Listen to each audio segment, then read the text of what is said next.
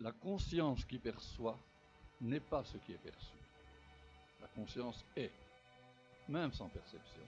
L'axiome ou le postulat d'une réalité une et une seule nous conduit nécessairement à constater qu'elle ne peut pas être finie, du simple fait que tout fini ou existant est en changement perpétuel jusqu'à sa désagrégation totale, ou si l'on préfère, jusqu'à sa totale transformation en d'autres éléments.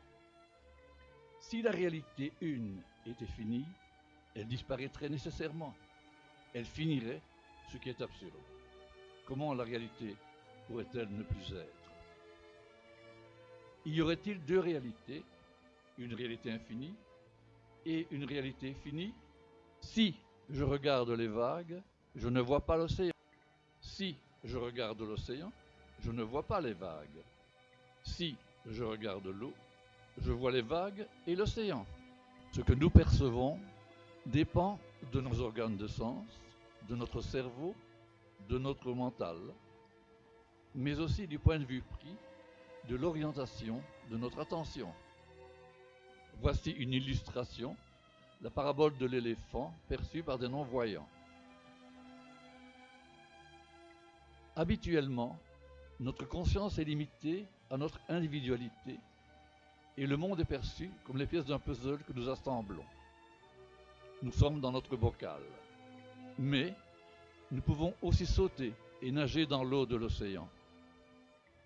Et la prise de connaissance d'une conscience détachée des limites de l'ego est le début du processus de l'éveil.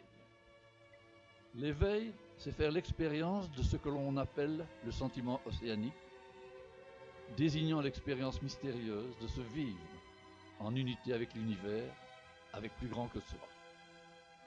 Ramakrishna comparait son vécu à un océan de joie ineffable. Ce serait, pour citer Yves Vélancourt, l'expérience rare, fulgurante et généralement bref d'être un avec le tout. Comme si les frontières entre le moi et le monde s'évanouissaient au profit d'un sentiment d'unité, de compréhension et de conscience élargie. La réalité une échappe intrinsèquement à notre perception, par le simple fait qu'elle n'est pas une chose finie, mais ce par quoi la perception se fait. Elle est la conscience qui perçoit.